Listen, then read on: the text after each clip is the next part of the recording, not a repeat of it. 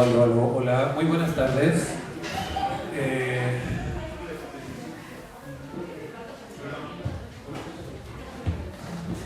Muy buenas tardes. Disculpen la demora, estábamos esperando que llegara un poco más de gente, evidentemente. Vamos a ver si va a llegar. Está complicado el tema del tránsito, el COVID, el frío, etcétera, pero estamos muy contentos a nombre de Editorial Planeta de tenerlos acá, les agradezco su presencia. Este es el lanzamiento del nuevo libro de Sergio Jara en la editorial y del primer libro que sale en la editorial de Juan Pablo Figueroa. Este libro es Piñera Offshore, de Sajata en las Islas Vírgenes. Quiero agradecer también a los organizadores que hicieron posible este encuentro, a la gente de la editorial por supuesto, pero también a la gente del Departamento de Periodismo de la Universidad Alberto Hurtado que nos facilita este hermoso auditorio. Y bueno, también tengo que agradecerle, por supuesto, con mucho entusiasmo, a la presentadora y dialogante de este momento y de este día, de esta presentación, que es la gran periodista escritora Alejandra Matus. Antes de dejarle la palabra a nuestros dos autores y a nuestra presentadora, quiero leer brevemente sus reseñas biobibliográfica, si es que no los conocen, y si no, está bien reconocerlos. Juan Pablo Figueroa es periodista por la Universidad Diego Portales, con una especialización en investigación y datos. Actualmente es director de la carrera de periodismo en esta universidad, Alberto Hurtado. Ha trabajado en CIPER, Contacto y las unidades de investigación de Bio Chile y La Tercera. También fue editor de Contacto Factual y ha colaborado en medios como The Clinic, ¿Qué pasa?, La Ventana Cine y también en la productora peruana TVE para BBC News World. En el extranjero ha publicado su trabajo en el New York Times, en El Mundo, Le Monde, MX y en medios como iWatch, IDL Reporteros, Animal Político y Pública Agencia de Jornalismo Investigativo y Distintas Latitudes, entre otros. Es autor de El Último Ramal, de 2009, y coautor de las 3 primeras antologías de CIPER en 5 ediciones del Mejor Periodismo Chileno por la editorial de la Universidad del Estado, también de La Gran Estafa, Cómo opera el lucro en la educación superior de Cataluña en 2015, y Luring de CIS, que es del Center of Public Integrity del 2012. Ha dictado cursos y talleres de periodismo de investigación y de datos en distintas universidades y equipos periodísticos. Es también tutor de la Red Latinoamericana de Jóvenes Periodistas. Sergio Jara es periodista por la Universidad de Playa Ancha, Valparaíso. Ha trabajado como reportero y editor de finanzas y economía en Terra Networks, América Economía, El Mercurio Inversiones y La Tercera. También ha escrito para medios como Interferencia, The Clinic, El Mostrador, Revista Cáñamo, El Siglo, El Ciudadano y Revista Piauí de Brasil. En 2016 creó la unidad de investigación de Radio Bio y actualmente es panelista estable del Matinal Contigo en la Mañana de Chilevisión, corresponsal de SBS Radio de Australia, y también realiza clases de investigación periodística de pre y posgrado en la Universidad de Chile, en la del Desarrollo y en la Universidad Alberto Hurtado. Es autor de Piñera y los Leones de Sanjata, Crónica del auge de la élite financiera chilena, de Planeta del 2018, y coautor de Joyitas, los protagonistas de los mayores escándalos de corrupción web del 2021. Por último, y pero no menos importante, nuestro presentador Alejandra Matus es periodista por la Universidad Católica, máster en Administración Pública por la Harvard Kennedy School of Government y máster en Bellas Artes en la escritura creativa, el MFA en español de la NYU University. Es autora también de numerosas publicaciones, entre las que destacan El Libro Negro de la Justicia Chilena, Los Archivos del Cardenal Casos Reales y Doña Lucía. Ha sido fundadora y directora de varios medios, entre los cuales se cuentan la revista Plan B, Planeta.cl y Terceradosis.cl. En la actualidad es académica de la Escuela de Periodismo de la Universidad Diego Portales, forma parte del panel de análisis político de Pauta Libre en la red y conduce el programa Jaque Matus en este mismo canal. Dado el especial de las circunstancias de la construcción de este libro, además de agradecerles la seriedad y el entusiasmo, quería felicitar a los autores por el gran trabajo que hicieron. Desde luego que este será uno de los temas de esta presentación, pero no quería dejarlo pasar. En este contexto pandémico y con el tiempo y casi todo en contra, han escrito un libro valiente y duro que puedo y debo decir que indignó al primer lector, es decir, su editor Océano. lo que es mucho, digo, yo leo todo el día y la primera impresión que tuve de este libro fue esa. Realmente es importante esa primera impresión, así que les quiero agradecer mucho y felicitarlos por este libro. Si quieren adquirir un ejemplar, afuera están los chiquillos y chiquillas de Planeta vendiendo. Así que, sin más, los dejo con los autores y la presentadora. Muchas gracias.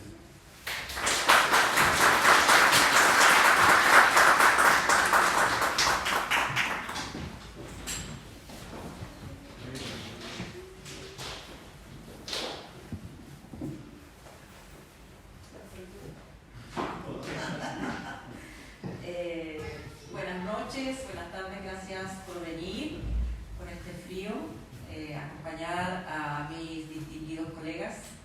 Es un honor presentar su trabajo. Y sin más dilación, voy a partir con la primera pregunta, que va a ser un formato de conversación. Y yo me voy a acabar con las preguntas. ¿Cómo nació la idea de este libro? Bueno, lo primero, muchas gracias a todos y todas por estar acá, por acompañarnos, a Juan Manuel por la edición, por acompañarnos en todo este proceso y a Ale por acompañarnos también en esta presentación y lanzamiento del libro. Este libro, la idea partió hace ya harto tiempo, en 2017, cuando con Sergio coincidimos y estuvimos trabajando juntos en la unidad de investigación de Radio Bio Bio. Y nos dimos cuenta que ya habíamos partido con una línea de investigación que habíamos desarrollado ya con el tiempo.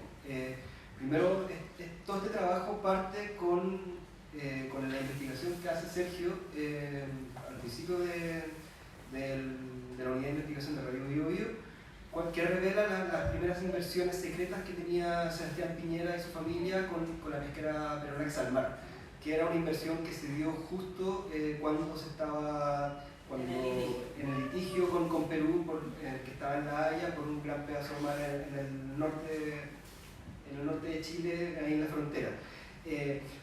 Ahí fue también donde aparece la primera pista, el primer atisbo de una sociedad offshore de la familia de Sebastián Piñera, que era una sociedad que estaba en las Islas Vírgenes Británicas, llamada Bancard Investments, International Investments. Desde ahí se empieza a abrir una línea de investigación bastante potente. ¿Por qué? Porque 3 meses antes de que se publicara esa investigación, Sebastián Piñera había dicho públicamente en Perú que los paraísos fiscales debían ser eliminados. ¿Por qué? Porque era un espacio que estaban siendo ocupados para el lavado de dinero, para el lavado de dinero por la corrupción, el narcotráfico y para evadir impuestos, y debían ser eliminados. Esa investigación dio cuenta que el mismo Sebastián Piñera tenía inversiones en paraísos fiscales, no solamente ahora, venía desde el 97, y después ahí se abrió una caja de Pandora que fue dando también a sociedades en Panamá, después en Luxemburgo, y además también, y ahí cuando me sumé yo a la investigación, una parte de esa investigación que hizo Sergio daba con una empresa que yo ya venía investigando hace mucho tiempo, desde CIPER, por lo menos unos 3 años antes, que nos dio también la vuelta, que nos permitió unir también y descubrir los vínculos que existían con Minera Dominga. Y eso ya abrió toda otra línea de investigación que se fueron uniendo, y fuimos viendo que las piezas iban calzando. No era solamente una investigación por acá o negocios distintos, eran parte de una forma de operar, eran parte de varios negocios que estaban ocultos. De hecho, después que fuimos revelando eso, fuimos invitados al COLPIN, al Congreso Latinoamericano de Investigación, precisamente a exponer sobre los negocios ocultos de Sebastián Piñera durante su primer gobierno. Fue ahí cuando ya nos pusimos a conversar. ¿Sabes qué? Aquí no nos podemos quedar solamente con esta investigación, aquí esto da para un libro. Y bueno, pasaron muchas cosas después, nos echaron de Radio Bio Bio, cada uno tuvo que emprender desafíos y proyectos distintos, y ahora con toda la agua que también fue pasando bajo el puente. ¿Por qué? Porque esto no solamente quedó ahí, generamos también con estas investigaciones las pistas que también fueron abriendo y que fueron aprovechando también otros periodistas de CIPRE, periodistas de PIN, periodistas de Instituto, que fueron aportando piezas y poniendo piezas sobre el tablero. Y lo último fue los Pandora Papers, que revelaron el año pasado CIPRE y la DO, que como que permitían ir cerrando un poco la cosa. Y también está el momento de que Sebastián Piñera ya estaba cerrando su segundo gobierno. Entonces, en este momento fue cuando dijimos, este es el momento de poder juntar todo, reconstruir toda la historia, porque lo que veíamos eran investigaciones o reportajes que estaban por separado y eran episodios distintos. O sea, toda esta historia se estaba contando por episodios distintos y dispersos. Eran piezas de rompecabezas que estaban armadas por partes, pero nadie había armado completo el rompecabezas de cómo se fue construyendo y cuál fue el perfil de Sebastián Piñera y todos los flancos que se fue abriendo con el eje de los paraísos fiscales desde los 80 hasta ahora, y eso es lo que ofrecemos en este libro. Después de esta... Y más. ¿Quieres agregar algo? La otra pregunta para responder. Después de esta investigación, esta mirada no holística, podríamos decir, a magnificar, a juntar las piezas, ¿qué figura emerge de Sebastián Piñera como este personaje, presidente, empresario y financiero? Un inversor. La pregunta es difícil. Se consolida una figura, yo creo, más que emerge una figura nueva, y una figura que ya todos conocen de alguna manera, que es este malabarista que camina por la cuerda floja con dos sombreros, ¿no? Uno el de la política y el otro el de los negocios, y que nunca en realidad supo diferenciarlo y poner uno en pausa realmente. Trató de hacerlo, comunicó aquello, pero en realidad nunca fue así. De hecho, este libro cuenta en profundidad, en uno de sus capítulos, una historia que se da entre 2016 y 2017, es decir, entre gobiernos de Sebastián Piñera. El primero fue 2010-2014, luego vino Bachelet 2. En ese gobierno, en Bachelet 2, antes de que él asumiera su segundo mandato, él hace millonarias transferencias, no es poca plata. Yo logré, detectar 96 millones de dólares con documentos, digamos, todo esto no es enough. Todo está documentado. De hecho, yo alcancé a publicar un artículo con parte de esa información en un medio electrónico en el que trabajaba antes, en el Desconcierto, y se formó una comisión investigadora y después llegó el COVID, entonces quedó como en suspenso, y no quedó en nada. Pero alcancé a ir yo a dar cuenta de esa comisión investigadora, y también alcanzó a ir el director de Impuesto Interno a ratificar toda la investigación periodística y a señalar que efectivamente habían detectado transferencias de Sebastián Piñera desde Bancar y su empresa en Chile, ¿no?, hacia Bancar International Investment, que es otro Bancar, pero que es de sus hijos, ¿no?, hacia las Islas Vírgenes Británicas. Por lo tanto, estaba operativo el hombre en 2016, en 2017, traspasando su fortuna líquida a sus hijos a un paraíso fiscal antes de asumir el nuevo gobierno, ¿no? Lo cual parece dramático en el sentido de la fe pública que hay que tener en un presidente que, por ejemplo, se propone realizar reformas tributarias. Él ha hecho dos reformas tributarias, una en su primer gobierno y otra en su segundo gobierno, donde le ha dicho a gran parte de los chilenos y chilenas: métanse la plata al bolsillo y paguen más impuestos, mientras él está haciendo sus propios negocios en Islas Vírgenes Británicas, mientras está traspasando sus sociedades a sus hijos. En el segundo capítulo de este libro ustedes van a ver cómo su hijo y sus nietos entran a la sociedad de Sebastián Piñera siendo menores de edad, en los años 90, ayudados por la familia Cueto y Martínez. Yo sé que suena medio técnico, pero las familias Cueto y Martínez están más presentes en la vida de ustedes de lo que imaginan. Los Cuetos eran los dueños históricos de LAN, parece que lo van a seguir siendo, después de esta reorganización societaria que están llevando a cabo, que es una quiebra en el fondo, ¿no? Y la familia Martínez, si es que han jugado casino, los de los casinos, en Joy, que estuvo en la misma de LAN, reorganizándose societariamente en Estados Unidos, ¿no? Allá se acogen al capítulo 11 de la ley de quiebra. Esas dos familias le ayudaron bastante a la familia Piñera Morel desde los años 70, se conocen desde que tenían sus primeras sociedades en Avenida Mata. Los papás de las tres familias, digamos, luego los hijos heredan parte de los negocios, digamos, y van haciendo algunos entre ellos, y en los 90 hay gran actividad notarial. Nosotros somos básicamente periodistas de notaría, de archivo judicial, de esas fuentes documentales, y nos vamos a meter, y de ahí obtenemos gran parte de los hallazgos que logramos, digamos, ¿no?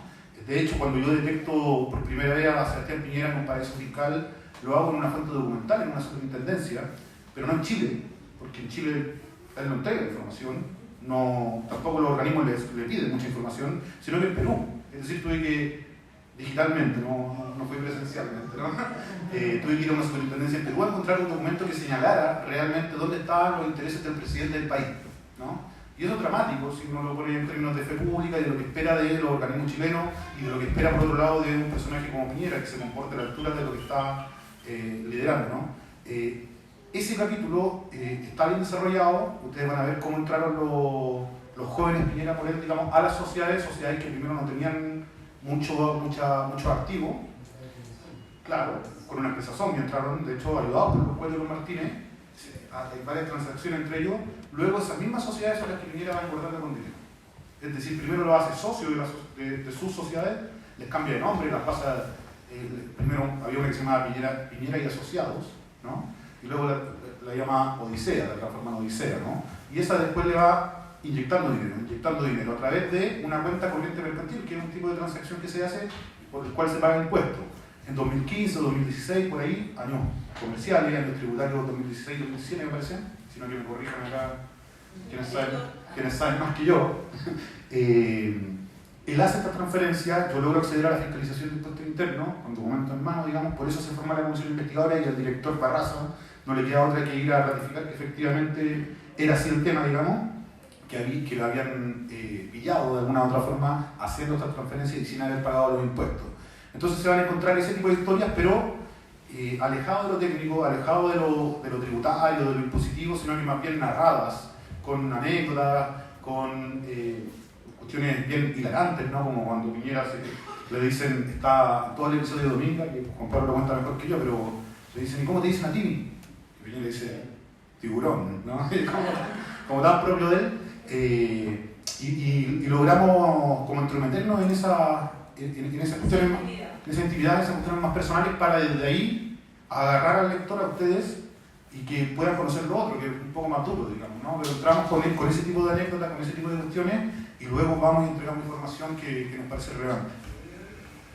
Entonces, finalmente lo que ofrece este libro y lo que tratamos de reconstruir es una historia, como decía Sergio, no solamente un bloque de información dura, sino que también está narrado. ¿Por qué? Porque son personajes, hay redes de poder, hay momentos, hay situaciones, hay negociaciones, pero cada paso que da, porque finalmente esto no solamente se trata de los paraísos fiscales, esto es también una construcción de un personaje, una forma de operar.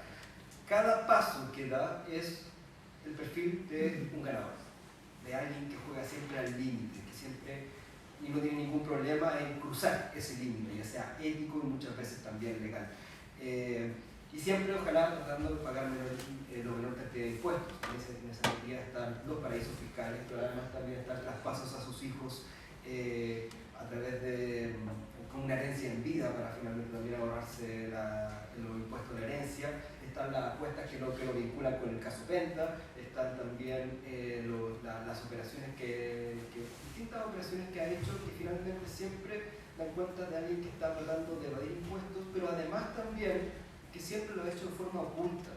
Tenemos que tener claro que Sebastián Piñera nunca transparentó todos estos negocios y todo esto en sus declaraciones de patrimonio, cosa que estaba obligado a hacer como presidente de la República.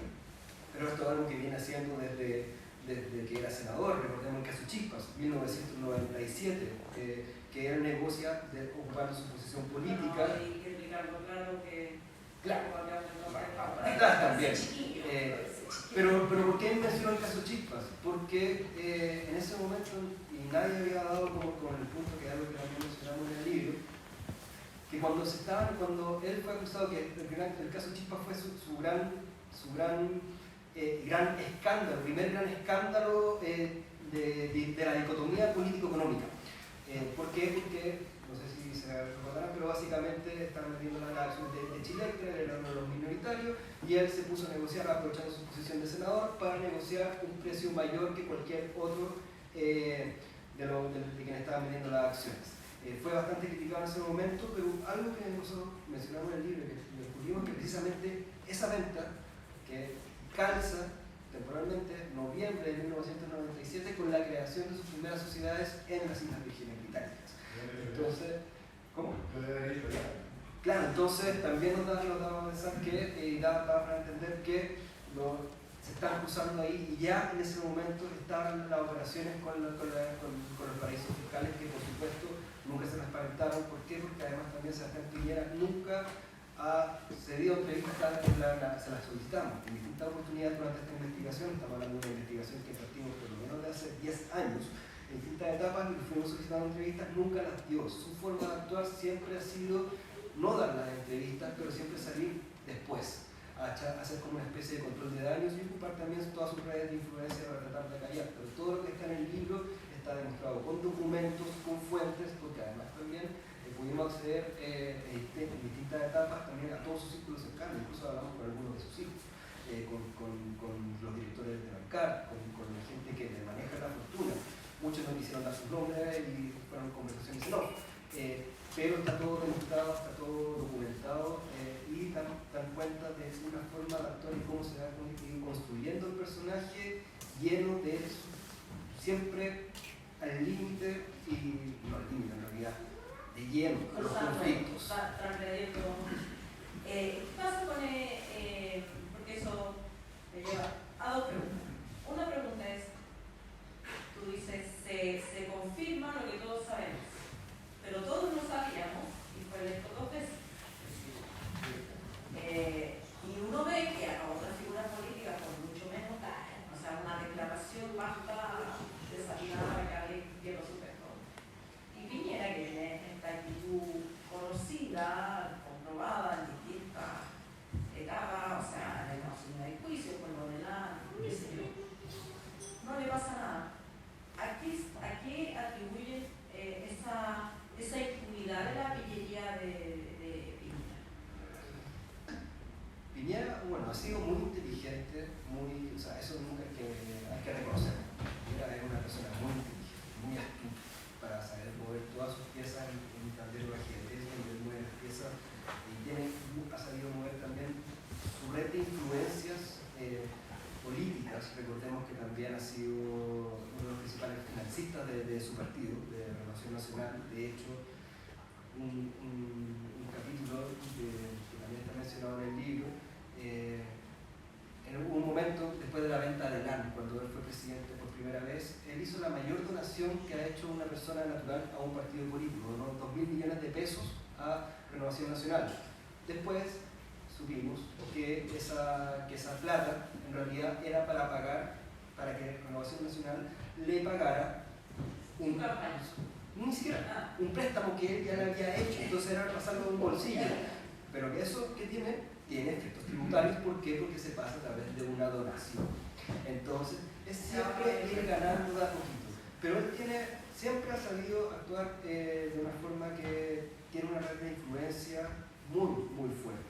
De hecho, cada vez que nosotros sacábamos alguna de nuestras publicaciones que salían con mucho ruido, al ratito siguiente los titulares, por ejemplo, muchos medios de comunicación, de los grandes medios de comunicación, no era se descubre la inversión de Exalmar o se descubre las inversiones en Dominga, sino que era Piñera desmiente, Piñera niega, Piñera señala que no hay nada ilegal, que está todo correcto, que está todo dentro de la ley. Y eso también se empezaba a instalar como una verdad, siendo que era su palabra contra toda nuestra documentación. Contra todo. Que en esta desmentido tampoco se exime. Que en realidad no era desmentido, porque no se desmentía nada. Él decía que no había nada raro. Claro, pero digamos, el periodista no tomaba la investigación de ustedes para decir, sin embargo. Exacto, lamentablemente ocurría eso y bueno, también tiene que ver con mucho como los grandes medios, algunos de los que hemos trabajado, también sabemos cómo funcionan por dentro. También. Entonces, hay una red de influencia. O sea, yo siempre he considerado que Sebastián Piñera es como una especie de pescado, como que lo agarráis y como que siempre como uno dice como que con esto está agarrado. Si bien, o sea, yo creo que por lo menos nuestro interés, yo creo que como periodistas no es agarrarlo, no es un tema de como la intención política que hay atrás, pero sí la intención periodística de que aquí hay una información que lo puede poner en alguna piedra. en una mirada comparativa, ¿no? Actitudes similares en otras democracias occidentales, para mencionar un país, terminan con la caída de los presidentes, y ha sucedido en Latinoamérica, ha sucedido en Estados Unidos, en Europa. Exacto.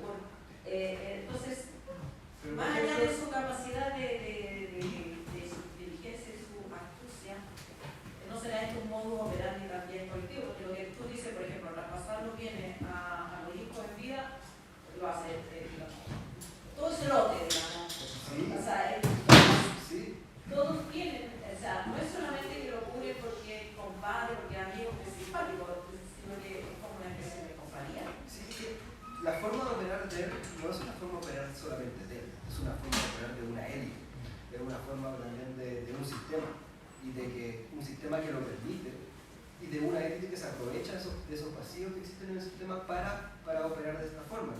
Y esto que tú estás planteando, esto de estas diferencias, recordemos a Lawrence Goldberg. Lawrence Goldberg era el candidato y era quizá el más seguro presidente de Chile en 2013. ¿Por qué cayó? Sí, como avión. Pero iba como avión. Pero en ese momento le hacían eso a Bachelet. Por lo menos era el candidato más competitivo. Exacto. Pero ¿por qué cayó? Porque se descubrió que tenía una sociedad offshore. A Piñera se le descubrieron muchas otras cosas y a la elección siguiente y no pasó nada, al contrario, ganó. Entonces, hay un nivel de influencia, hay un nivel también quizás de casta, quizás de... no sabía muy bien cómo decirlo, pero hay un nivel de influencia que es demasiado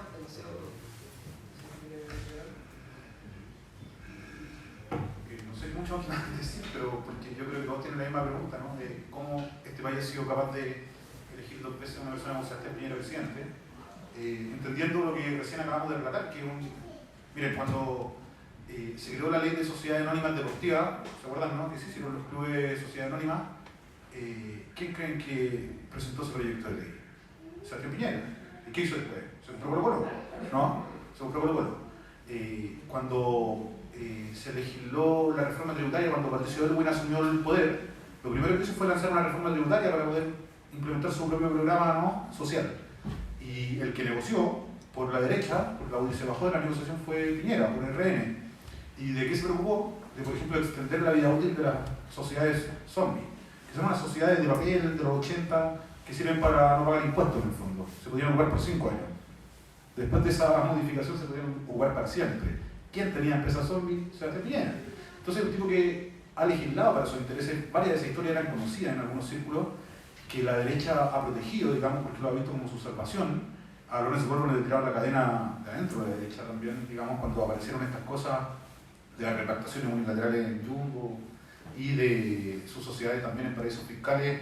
Fue la misma derecha la que lo dejó caer, digamos. En el caso de Piñera no ha sido así, en parte porque yo creo que reemplazó a Carlos Larraín en el sentido de financiar parte de RN y las candidaturas de RN, y eso de una u otra forma lo blinda, ¿no? Lo blinda por lo menos en su propio partido. Contemos un poco esa historia porque yo creo que a lo mejor nosotros como periodistas estamos más inmersos, la gente no necesariamente sabe que el que financia es el dueño del partido, claro, que con el poder del dinero puede decir este candidato sí, este no, claro, y por lo tanto cuando esos candidatos son electos le deben el favor, ¿no? Pero hay algo más de Claro, no es digamos, generosidad. Pero hay algo más también, yo creo que hay 2 cosas más, no solamente eso, sino también tiene que ver que Piñera es el producto de un país exilista también, que de alguna manera se veía reflejado en un tipo que se había hecho millonario de la nada, que ese es el cuento que nos vende, digamos, ¿no? Tipo Frafra, claro, tipo Frafra un poquito más sofisticado, ¿no? Pero ya lo ven ustedes en entrevistas con don Francisco, con su terno en los años 80, llegando de Harvard, y gerenciando Citicorp, que era una corredora de bolsa en los años 80 después del escándalo del Banco de Talca, con 30 años. ¿Quién cae parado a los 30 años a gerenciar el mayor banco de inversión de un país cuando venís saliendo de un escándalo como el Banco de Talca? Solo Piñera, ¿no? Y eso por su gran red de influencia que le da la Universidad Católica también, con todo respeto, ¿no?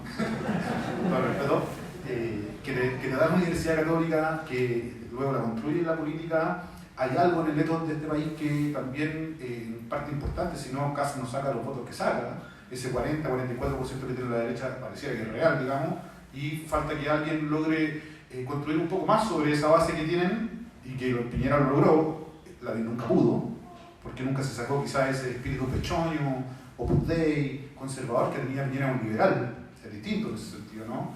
Miren las últimas cosas que hizo en su gobierno antes de salir, digamos, apuntan a eso que él tiene, digamos, que es un espíritu de derecha más liberal. Pero bueno, eso también se acaba en algún momento, y yo creo que el 18 de octubre se acabó, el 2019, se acabó, y no veo espacio para que un liderazgo de ese tipo se vuelva a construir por lo menos mucho tiempo. Pero es tiempo de otro tipo de liderazgo hoy día. Claro, puede que no construya el liderazgo, pero igual se lleva la pelota. O sea, igual... Bueno, está bajo investigación hoy día, ¿no? Hay que decirlo, está bajo investigación. ¿Qué posibilidad real hay de que esas investigaciones terminen con Piñera presos y que y Juan Pablo remata. Hay varias investigaciones en curso en contra de Sebastián Piñera, y son muy importantes, y no están en la prensa. Ese era el otro factor que me faltó mencionar, la prensa. La prensa en este país, que hoy día se ha diversificado, ustedes lo ven en los portales de internet, qué sé yo, con todos los errores que pueden tener, pero que hasta hace 5 años seguían siendo 2 diarios que ponen la pauta, el Mercurio y la Tercera, ambos de derecha, ¿no? Derecha convencional y derecha más libertaria, por así, no, ¿qué libertaria? Liberal, ¿no? Y son diarios piñeristas totalmente. Yo recuerdo una anécdota, por así decirlo, cuando lancé Piñera y los Leones de Sanhattan, que es la crónica del auge de esta generación también de ejecutivos hambrientos y feroces del sector oriente del país, de Santiago, ¿no? Un editor del libro de la Tercera me dijo, porque yo quería poner un adelanto del libro de la Tercera, y me dijo que en el diario eran piñeristas. No por él, no por él, porque no lo es, de hecho.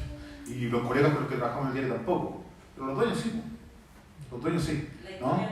Los directivos sí, claro. Es la historia de nuestra vida en esta profesión, digamos. Por eso hemos tenido que hacer camino a otro lado, y para bien, digamos, para bien. Y eso te indica, entonces, que no importa cuánto te saques la cresta, no importa cuánto investigues, qué tan sólida pudo ser tu libro, qué tanto golpe político puede dar, ellos no lo van a recoger. Y los matinales, cuando ustedes despiertan y prenden la tele y prenden la radio, leen esos diarios.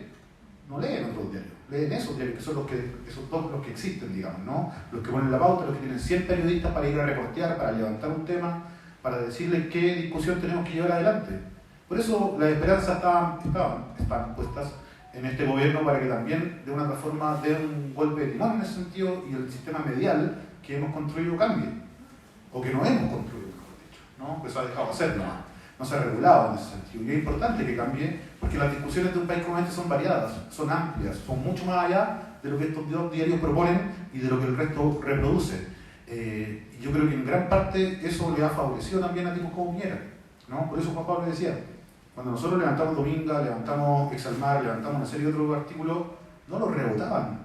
Rebotar es cuando lo recogen y dicen Radio Biobío revela esto, o los periodistas Figueroa y Jara revelan esto. No, esperaban la versión de Piñera. Y en función de lo que él dijera, se hacía la nota todos los días. Y generaron una inestabilidad en el trabajo nuestro enorme, porque eran meses que nosotros invertíamos en notaría, en archivo judicial, en gastar plata en el archivo judicial. Me gasté un montón de plata, porque se paga, ¿no? Por cada documento, aguantar a los notarios que son un ladrillo de pesados que no te quieren, porque son notarios públicos, no notarios privados. No han entendido su apellido, los tipos. Y ahí están hasta los 75 años ganando billones. Producen inestabilidad, porque no tenemos las redes que ellos, para difundir nuestra pega y para mostrarle a la gente, al interés público, que son ustedes, lo que el poder oculta. Si en el fondo se trata de eso. ¿Qué oculta el poder? Cuestiones como esta, ¿no? Esas son cuestiones que finalmente le mueven el piso a alguien como Piñera, si es que son públicas y generan el escándalo que debiesen generar. Ahora último, y con esto cierro, se abrieron 3 investigaciones en contra de él al menos. Una del caso Enjoy, no sé en qué está porque ningún periodista la sigue, ¿no? No hay direcciones, por ejemplo, en los diarios, en los medios, de los editores, de decir, anda a mosquear al fiscal Centro Norte Armendáriz, anda a ver en qué está, anda a ver si delegó a otro fiscal la cuestión, consigue de la carpeta investigativa. ¿Por qué no hacen eso, viejo? ¿Por qué se lo hacían con Bachelet y estaba todos los días, sin defender a Bachelet ni la posición política? No, pero simplemente acaba más allá de eso. que se puede. O sea, Cabal estaba todos los días, ¿no? Cabal estaba todos los días en prensa y había 11 tipos de la UDI involucrados y el hijo de Bachelet, ¿no? El caso de derechos humanos también está en la Fiscalía Central Norte, también está en manos de Armendari. Yo estaría haciendo perfiles de Armendari, el fiscal que tiene en la mira Piñera, el fiscal o el que no lo tiene en la mira Piñera, el que lo está dejando ahí, no sé, haría algo, ¿no? Como periodista sobre ese tema y no se hace nada. Y la tercera, que es la que nos convoca acá, es Piñera Offshore, ¿no? Son sus inversiones en las Islas Vírgenes Británicas y cómo vendió Dominga y qué hizo o no hizo, digamos, para favorecer ese negocio. Quiero volver después al final con el tema de los medios, pero antes ustedes nos han dicho al comienzo que esto es como juntar todas las piezas de un puzzle, pero cuando uno arma un puzzle ve cosas que no se ven. ¿Cuál es el principal hallazgo o algo que les sorprendió al armar? O sea, como planteaba antes, un poco este paso a paso, que no hay paso que lo dé, o sea, no hay ningún paso que haya dado que no haya tenido un conflicto importante, grave, de interés público. Claro, no es una cosa casual, No, ni lo uno, por eso no son capítulos, no son como piezas separadas que tú puedes decir, aquí se equivocó, o acá se equivocó. No, es una forma de hacer todo, cada paso y cada conflicto que se iba armando era, así como sus apuestas son grandes, también cada conflicto era grande. O sea, estamos hablando de, no sé, por ejemplo, el Parque Tantauco que lo compró en Panamá y que terminó pocos saben que adentro de ese Parque Tantauco había una sociedad, o sea, había una comunidad huilliche que reclamaba esas tierras como suyas, la venía reclamando hace mucho tiempo y Piñera las compró. Piñera no solamente se compró la tierra, sino que se compró a la gente que vivía en la tierra y de hecho después fueron años negociando para tratar de pasar a las tierras, e incluso fueron a la Comisión Internacional de Derechos Humanos, la Interamericana de Derechos Humanos, y finalmente cómo se resolvió en un comodato. Piñera prácticamente se los prestó. Pero claro, o sea, no se resolvió y eso es solamente uno de los capítulos. Entonces, esta sistematicidad, esta forma de operar que te hablan de quién fuera una de las personas más importantes en este país durante los últimos años, 2 veces presidente, influyente. La pregunta es ¿por qué? ¿Qué quiere Piñera? ¿Por qué lo hace? Porque también esto de traspasarle la fortuna a los hijos, no es un papá muy preocupado de su hijo, si se lo traspasa cuando era un guagua, digamos, y él estaba sano, joven. Es una manera de eludir impuestos o de enmascarar su propia fortuna de alguna manera, o quiere él que la apellido Piñera sea, no sé. O sea, yo creo que es ganar a toda costa. O sea, yo creo que todo esto nos habla también del perfil del winner. O sea, del que va jugando y jugando todas sus piezas para siempre ir ganando. Y si es que eso implica también ampliarlo también para meter a toda su familia, protegerla en ese sentido, y no solamente protegerla a él, sino proteger a su familia, es protegerse un poco también a él. O sea, también tiene que ver con, no es una cosa así como del interés familiar, sino que esto tiene que ver también con los efectos que tiene para él ganar y para él irse blindando.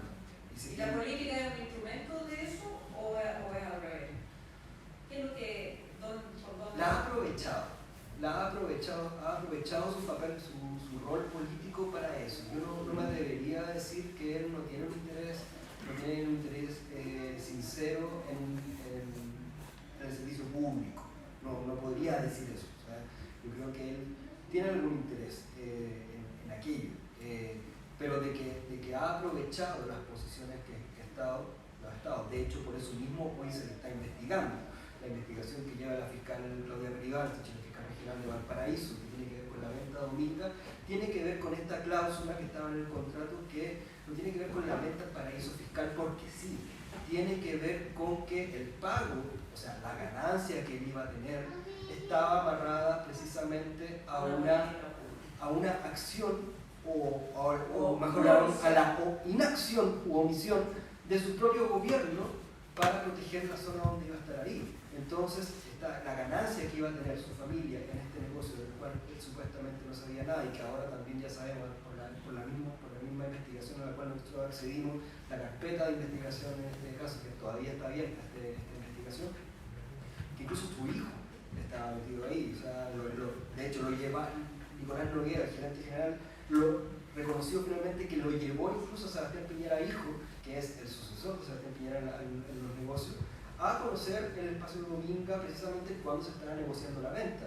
y que todo casó también cuando se estaba bajando Barrancones. Ahora también sabemos algo que en su momento dijeron que negaron. La bajada de Barrancones nunca tuvo nada que ver. Ahora sabemos por la declaración que dio Noguera en la Fiscalía a fines del año pasado, que precisamente la bajada de la central termoeléctrica Barrancones fue el factor que hizo algo que ya habíamos demostrado en 2017, que había aumentado el valor de venta, o sea, algo que no tenía que ver. Efectivamente aumentó por lo menos en $20 millones lo que ganó la familia de Sebastián Piñera. Pero además también fue el factor que hizo que todo eso se llevara a cabo en un paraíso fiscal y que se metiera esta cláusula. Entonces fue una acción del presidente la que incidió completamente en cómo se llevó todo este negocio, que ahí se está investigando en este momento. Será la justicia la que determinará si hay o no delito. Se está investigando posible cohecho, posible soborno y delitos tributarios.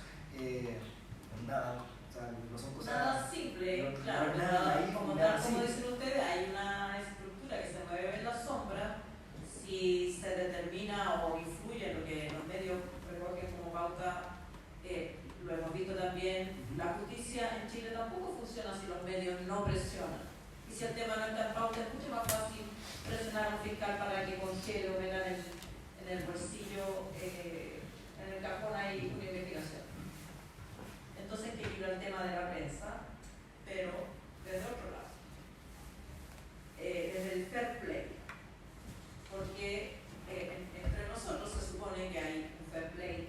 Si yo hago una investigación, busco una investigación parte de cero, siempre hay otros atrás, o que dieron una primera lista, o que publicaron una cosita, siempre hay, y el fair play significa citar, ¿cierto? Yo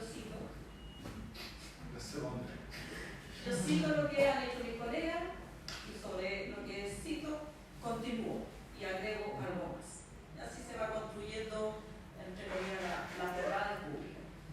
En el caso de ustedes, no solamente, digamos de alguna manera, se imponían por la prensa tradicional, también por colegas que, de buena o, digamos, tampoco vamos a jugar intenciones, pero ignoraron el trabajo que ustedes habían hecho y pusieron un trabajo nuevo, distinto, alegando que, digamos, había sido un descubrimiento de ellos.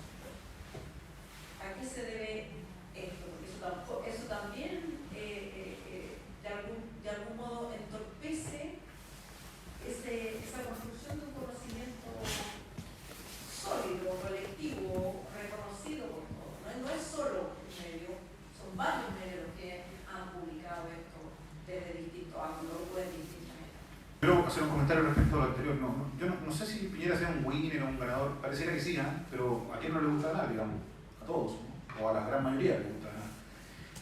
¿Quién no quisiera favorecer a su hijo también en dejarle algo para el futuro y todo eso, ¿no? Todos también, yo creo, o hijas, en mi casa, en nuestro caso.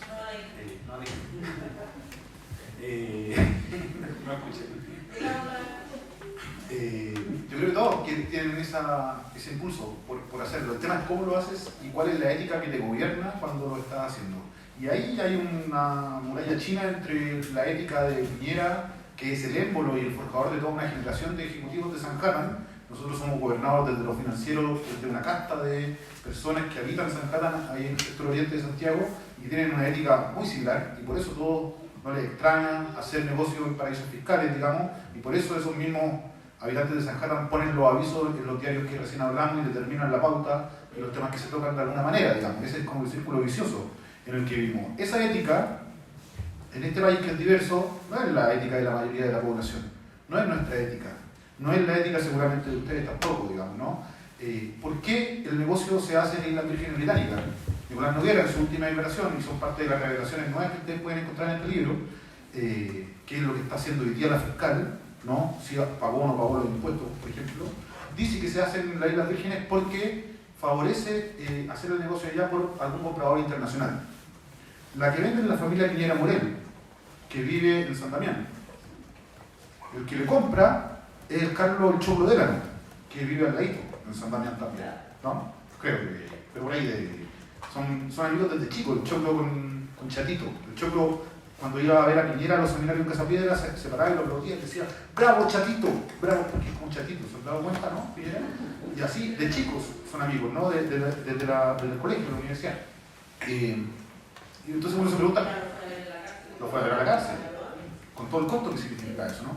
Entonces uno se pregunta, bueno, ¿por qué diablos se hace el negocio ahí entonces? No hay justificación, no hay ninguna justificación que no sea la de ocultar el negocio que se está haciendo o pagar menos impuestos, y es eso precisamente lo que hoy día se está investigando. Respecto al trabajo que han hecho otros colegas sobre estos mismos temas, nosotros hemos sido, como siempre, con Juan Pablo, bien correcto, y esto es lo que si hay estudiantes de periodismo acá tienen que hacer en sus carreras, digamos, o colegas, es citar siempre el trabajo de otros, y cuando se equivocan reconocer el error y seguir adelante y avanzando, digamos, porque es una carrera de 40, 50 años que no acaba nunca, que es mal pagada, que es desgraciada, pero que es muy linda porque siempre estamos de frente al interés público, digamos, no al interés corporativo, privado, siempre al interés público el que nos mueve.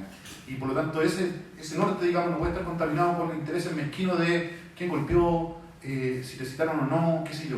Tuvimos una polémica cuando se publicaron los Pandora Papers a propósito de que ese artículo que publica Ciper y Labot recogía 2 investigaciones nuestras, pero una tercera no, que era la clave, digamos, que era el meollo de todo el asunto. Y bueno, ya sabrán esos periodistas, digamos, de qué forma pueden reconocer o no el trabajo. A mí me pareció que no lo hicieron bien, para nada, y lo planteé en la instancia que tenía que hacerlo, que fue la comisión investigadora del Congreso, cuando me tocó ir a dar cuenta en la acusación constitucional contra Piñera, y también en entrevistas que di a propósito del tema. Pero me parece que lo que, dentro de todo, más allá de las polémicas, todo el cuento, creo que lo que hicieron ellos era un aporte importante para el periodismo y para el interés público, en el sentido de que logran abrir nuevamente esta investigación penal. Esta investigación ya se había hecho en 2017 con nuestro artículo, ya se había hecho. Exalmar abre un caso penal, Dominga se suma a ese caso penal, Exalmar abre una comisión investigadora, Dominga abre otra comisión investigadora, digamos, hubo revuelo con el tema, se sepultó, se enterró, digamos. Esto lo que viene a hacer es abrir de nuevo. Hay diferencias en la investigación sí, porque nosotros la construimos paso a paso, con líneas de tiempo, con documentación, con notaría, archivo judicial, entrevistas, me reuní con el abogado Piñera, con el gerente general, digamos, hicimos toda esa pega que hay que hacer, no recibimos una filtración. Y esa es una gran diferencia también en el trabajo que hay, ¿no? No somos, digamos, jueces ni nada, pero hubo una pega ahí de meses o de años, si se quiere, digamos, de construcción con una metodología bien clara, que es la que ocupa la UNESCO en términos de investigación periodística, planteamiento de hipótesis y después recoger pruebas que las sustenten, digamos, y que por eso termina en un libro, ¿no? Y por eso nosotros con Juan Pablo quisimos hacer un libro, porque queríamos de una u otra manera consolidar todo ese trabajo, unir todas esas piezas, mostrar todo el recorrido de Piñera por única vez, digamos, ¿no? Definitivamente, revelar cosas nuevas también. Como les digo, hay revelaciones nuevas, está el tema de 2017, está el tema de la carpeta investigativa en que está el fiscal hoy día de Valparaíso sobre Piñera, y dar los créditos a quienes corresponden. También acá en este libro aparecen una serie de colegas citados, entre ellos los periodistas de Ciper y Labot también por su trabajo y por otros que han hecho antes. Son buenos periodistas ellos también, son buenos periodistas. Yo creo que tuvimos una mala... No estoy, mi pregunta no va a la calidad, sino de los colegas, sino que a esta digamos, Sí, no, a la falta de fair play, que es, digamos, es la violación de estos códigos de citarse, de reconocerse mutuamente cuando uno parece que no hay no desmerece ninguna investigación que tú reconozcas. No, al contrario, no, yo creo que, bueno, este caso en particular, yo creo que es un caso que, yo creo que hubo un error ahí, y de hecho hubo una rectificación del reportaje en sus minutos, que me parece súper bien, exacto. Y yo creo, bueno, yo creo que nadie es infalible, nadie, o sea, no hay ningún periodista que sea infalible, yo creo que todos nos hemos equivocado alguna vez, yo me he equivocado en alguna oportunidad y hemos tenido que reconocer algunos errores y no, yo creo que no hay ningún problema en eso, de hecho es parte de ser profesional. Y yo creo que más allá de... Yo creo que esa disputa a mí en general no me genera mucho... ese tema no me genera mucho ruido. O sea, yo creo que también en el periodismo también hay mucho ego y muchas veces contamina lo que es realmente importante. La información, ninguno de nosotros es dueño de la información. Nosotros recopilamos, investigamos, por supuesto que está nuestro trabajo detrás. Y hay un esfuerzo detrás y que siempre tratamos de respetarnos mutuamente e ir citándonos. Y de hecho en este libro también tiene mucho eso. Tiene también, o sea, todo lo que nosotros hemos construido es una pequeña parte de este camino. O sea, antes de eso, hay muchos periodistas que hicieron esta investigación. Acá está Fernández Guzmán, que hicieron la tremenda investigación con las empresas zombie. O también el mismo Jorge Rojas que descubrió esta operación en Panamá con el Parque Pantauco. Bueno, los mismos periodistas de CIPE y la VOT que hicieron también los Pandora Papers, y también trabajamos juntos mucho tiempo también. De hecho, yo empecé mis investigaciones sobre las empresas que tuvieron los negocios de Sebastián Piñera después del terremoto del 2010, investigando cómo Francisco Mitch las empresas de los vínculos con las inmobiliarias que tenía el presidente en ese momento, que están involucradas con los edificios que habían sido dañados. Entonces esto es una construcción que se va armando. O sea, yo siempre veo el periodismo como algo colectivo y la construcción de la información también es colectiva, porque aquí nadie está inventando la rueda. Como tú dijiste, aquí ninguna investigación parte de cero. O sea, yo cuando investigué SEMA, yo también ya tenía mucha investigación detrás de eso. Y está citado y está investigado, y también de eso también había investigado y muchos otros periodistas más.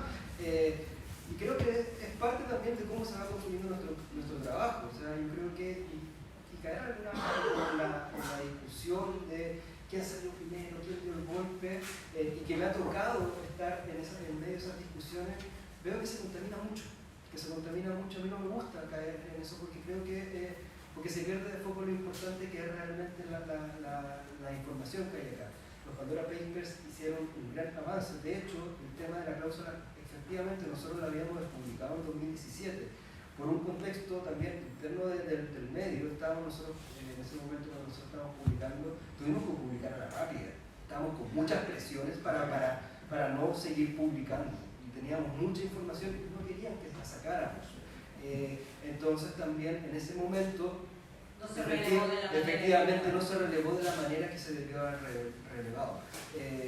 Y pasó piola para la comisión investigadora, pasó piola para la fiscalía, que en ese momento el fiscal Manuel Guerra, que por lo demás hizo una investigación bastante eficiente. O sea, que fue una investigación que nunca aspiró a llevar a nada, pero había datos muy interesantes que de hecho nosotros accedimos a esa información y la pusimos sobre la mesa. Y claro, la nueva información que fueron los Pandora Papers, que además abren toda una nueva vista, porque profundizan mucho más con toda la operación que algo que nosotros no habíamos llegado, que era toda la operación que se hizo en la isla británica, toda la estructura que se armó allá, y finalmente, y ahí esa cláusula que en su momento pasó algo más piola, ahora cobra una relevancia mucho mayor. Entonces, cada uno de los periodistas que hemos ido construyendo esta historia, desde los periodistas que empezaron a investigar y a reportear esto desde los 80, la historia de Sebastián Piñera u otras cosas más, cada uno ha ido poniendo y aportando piezas que son claves para poder entender al personaje, y ningún trabajo de ninguno de nosotros, por más documentos que hayamos revisado, por distintas vías, por más pistas que hayamos seguido, ninguna quizá hubiese sido posible sin los pasos anteriores que se dieron. Entonces creo que acá, entre periodistas, profesionales, creo que lo que corresponde siempre es tener el respeto mayor, respetar nuestro trabajo y celebrarnos también nuestro trabajo en ese sentido, y no caer en peleas de ego, porque finalmente lo importante es que la información, y precisamente el tema de relevar los abusos de poder, las injusticias, eso es lo importante, para eso estamos trabajando, no para llevarnos flores, no para ganar premios, no para escribir libros y que finalmente nos saquen fotos, sino que para que la información llegue, para que la ciudadanía la tenga y para que tome sus decisiones de forma informada. Después la ciudadanía sabrá qué hace, después las instituciones sabrán qué hacen, pero nosotros hicimos nuestro trabajo de poner toda la información sobre la mesa, y de la forma respetuosa y de la forma y de la forma que nos corresponde y como sabemos hacer el mejor periodismo que sabemos hacer. Última pregunta. Cuando ustedes empezaron, acaban de decir, se abrieron investigaciones, se preguntaron, bueno, se abrió la investigación con Piñera fuera del gobierno. ¿Qué riesgo hay de que pasado un tiempo vuelva a suceder lo mismo? Normalmente esto se arregla así, la jueza que puede ser o fiscal, que no es muy buena, la sienten, la sacan para arriba, no es el dicho, la sacan para arriba, le dan la Corte Suprema, lo que sea, y le dejan el caso a una persona menos interesada. ¿Qué riesgo hay de eso? Digamos, también en una prensa que no está hoy día escribiendo sobre el tema. Piñera está avisado, dijo el presidente. Piñera está avisado. Después Piñera, pero ya me la concedo. Bueno, ese es el tema, ¿no? Si no está ahí el gobierno, no van a estar los periodistas o quienes sean, digamos, que protejan el interés público, para hacerle ver, digamos, que en su paso por los gobiernos no lo hizo bien y yo no podría decir si cometió delito o no, porque eso lo tiene que establecer la justicia, pero claro, por algo está siendo investigado. Y yo creo que el fiscal Guerra, que fue quien hizo la primera investigación de los países fiscales, Domínguez Salmar, también debiese estar siendo investigado, ¿no?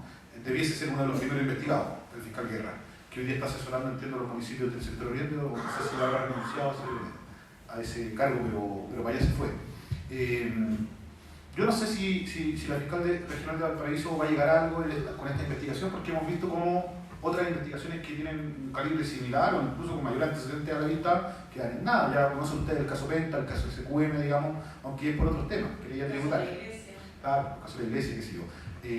De la Centro Norte no hemos sabido nada y del tema de derechos humanos, las pocas noticias que hay, bastante le van sacando la culpa, ¿no? o la responsabilidad. Entonces, además tiene un séquito de abogados de los más importantes de Chile, algunos que incluso colaboraron en la construcción del Código Procesal Penal. O sea, estaba Jorge Bofil, estaba Fernando Barroso Cornal, de los tributarios. Bofil es del Código Penal, ¿no? Cuando Mino Costa, digamos, el Colorín, no son abogados, el otro, ¿cómo se llama? El que está defendiendo a... Me manda todos los días su columna, no es uno que fue presidente de los judíos de Saliasnik. Ustedes los conocerán, si lo googlean, lo van a poder leer, escuchar, encontrarlo. Es que ahí Daniel no, sí, es con cariño. Lo pueden conocer, digamos, porque aparecen todos los días en los diarios, ¿no? Defendiendo, Samuel Donoso también está. Están todos ellos en la protección de Piñera. Además, Piñera nombró, tanto en el Tribunal Constitucional como en las distintas cortes, una serie de jueces que uno podría pensar, digamos, que también lo podrían favorecer o no, digamos, pero lo cierto es que lo nombró él. En el Tribunal Constitucional, en las cortes, digamos, tienen... Sí, claro, es que sí. Pero es un hecho, digamos, que están ahí. Además que... Puede ser el riesgo de los conflictos de interés. No es que solo de majadero que uno como periodista se preocupe del tema, sino que precisamente si yo tengo intereses respecto de los cuales va a resolver la justicia y además tengo el poder de nombrar jueces, ese es el problema del conflicto de interés.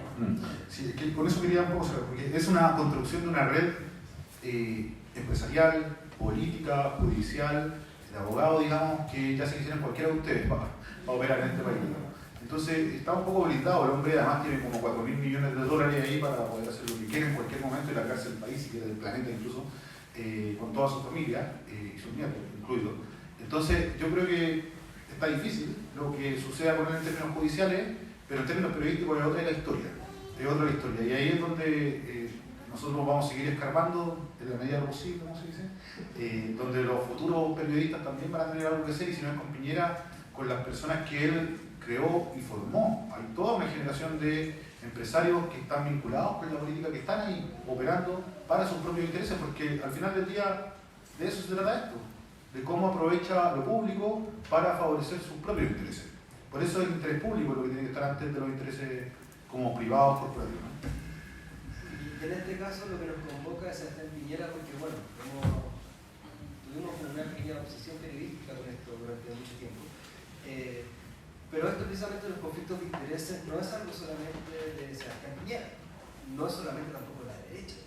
O sea, Estamos hablando también, nosotros como periodistas siempre tenemos que no seguir con un solo personaje ni obsesionarnos también solamente con un personaje, tenemos que seguir los temas que son de interés público y los temas y la corrupción, tenemos que seguir los temas que son la injusticia, los abusos de poder, o sea, el poder. Siempre tenemos que estar fiscalizando el poder, ese es nuestro rol también como periodistas, y ese poder va desde el presidente, puede ser el papa, puede ser un sacerdote, puede ser también una investigación también de pequeñas zonas, puede ser un convencional, puede ser una ministra también.